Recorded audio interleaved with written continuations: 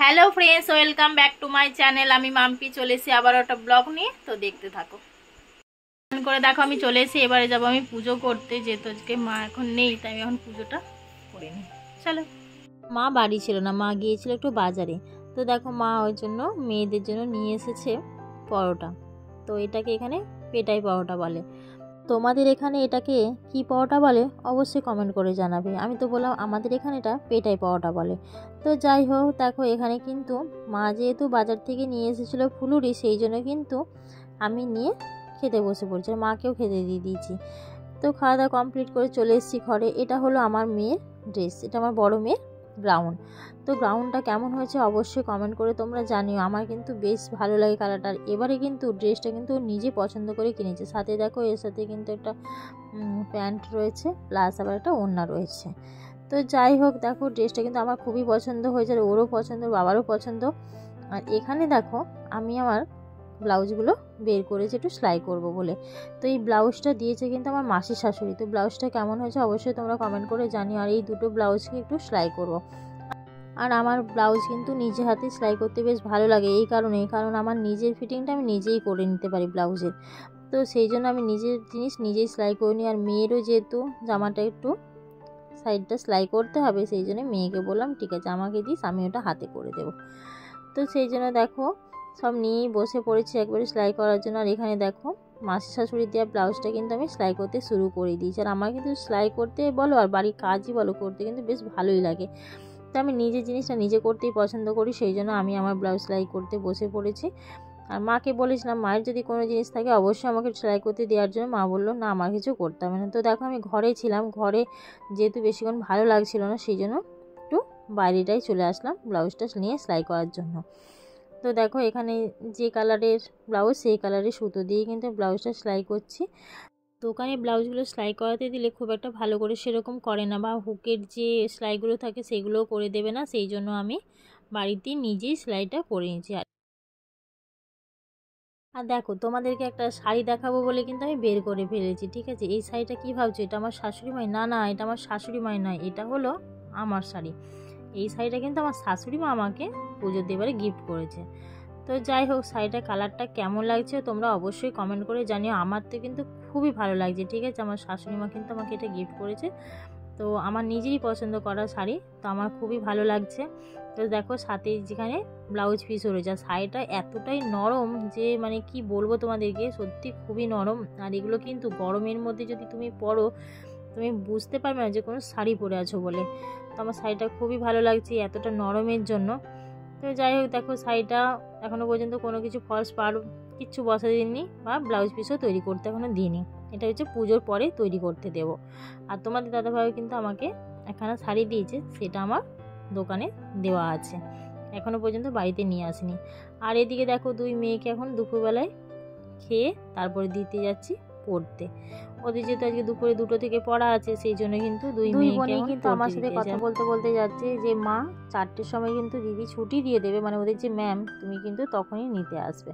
আমি বললাম ঠিক আছে, না বলছে না হলে কিন্তু ঠামিকেও পাঠিয়ে দিও। আমি বললাম ঠিক আছে, যে ও কেউ না এসে নিয়ে যাবে। আর ওরা দেখো ওরা কিন্তু ওর দিদিমণি বাড়ি ঢুকে পড়েছে। আর আমি ওদের দুই বোনকে দিয়ে কিন্তু আমিও বাড়ি চলে এসেছি। তো বাড়ি এসে একটু শুয়েছিলাম, তারপরে দেখছি এই পুষ্কটা কিন্তু ওর মায়ের সাথে আমাদের বাড়ি এসছে। তো দেখো পুচকুটা কিন্তু পুরো ক্যামেরার দিকে কিন্তু পুরো তাকিয়ে রয়েছে। আর এদিকে দেখো ওর দেয়ালের দিকে হাত দিয়ে দিয়ে কিন্তু খেলা করছে। তো পুরো খুবই চুপচাপ, ও কিন্তু একটু বদমাইশি করে না, এখনও পর্যন্ত করে না, বড় হলে তো অবশ্যই করবে। আর দেখতে পুরো গোলুমলুর মতো দেখতে, কত সুন্দর দেখো। আর পুরো চুপটি করে সব দিকে বসে আছে, আমার এটাই বেশ ভালো লাগছে। তো দেখো এখানে কি সুন্দর ক্যামেরার দিকে তাকাচ্ছে। আর এই করতে কিন্তু আমার মেয়েরা কিন্তু পড়ে কিন্তু বাড়ি চলে এসছে, ওদেরকে গিয়ে কিন্তু মা নিয়ে এসছে। আর এখানে দেখো ওর যে কিউবের যে খেলনাটা রয়েছে সেটা কিন্তু আমার বড় মেয়ে ওকে দিয়েছে খেলার জন্য। তো দেখো ওর সাথে কিন্তু ওর ভালোই মিলেছে, দেখেই মনে হচ্ছে ও কি বলছে সেটাও ভালো করে শুনছে কথাটা। আর এদিকে দেখো সন্ধে হয়ে গেছে, এদিকে কিন্তু কিছুটা বাদাম নিয়ে আমি বসে পড়েছি ছাড়াবো বলে। আর এখানে দেখো আমার ছোটো মেয়ে কিন্তু বাদামগুলো নিয়ে ঘাঁটাঘাঁটি করছে। তোমরা যেন কেউ ভেবো না এগুলো ভাজা বাদাম, এগুলো কিন্তু কাঁচা বাদাম, ঠিক আছে। এগুলো হলো আমার মাসি শাশুড়ি বাড়ি থেকে এসেছে এই বাদামগুলো, তাই বাদামগুলো একটু ছাড়াচ্ছিলাম। তো এখানে দেখো মা বাদামগুলো ছাড়িয়েছে, সেগুলো ভেজেছে। আর দেখো মুড়ির মধ্যে দিয়ে আম তেল দিয়েছে। আর এখানে দেখো শসা পেঁয়াজ কেটেছে।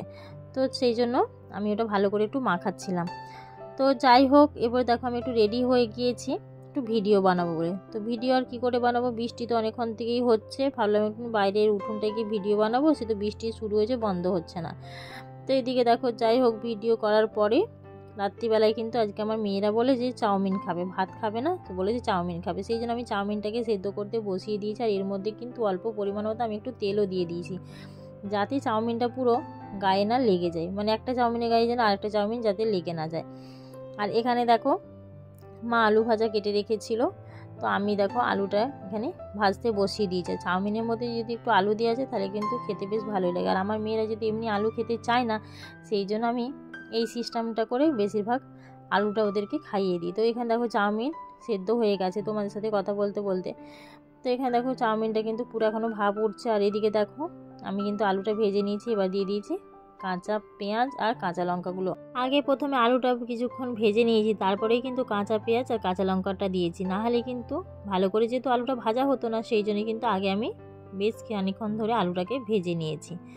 তো এমনও কিছু বেশি ভাজি না যে একটু হালকা হালকা নরম থাকে, সেই জন্য। তারপরে দিয়ে দিচ্ছি এর মধ্যে দেখো ডিম দিয়ে ভালো করে এটাকে আর একটু ভেজে নিচ্ছি।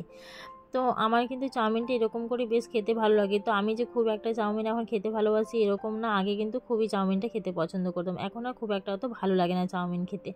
আর যেহেতু মেয়ের আজকে খাবো বলেছে, কিছু করার নেই, সেই জন্য রাত্রিবেলায় চাউমিনই করলাম। তো এখানে দিয়ে দিলাম দেখো এভারেস্টের যে মিট মশলা আছে, সেই মিট মশলাটা আমি এখানে দিয়ে দিলাম। তো এর মধ্যে যদি একটু মিট মশলা দিয়ে করো চাউমিনের মধ্যে, খেতে কিন্তু আরও টেস্টটা বেড়ে যায় এর।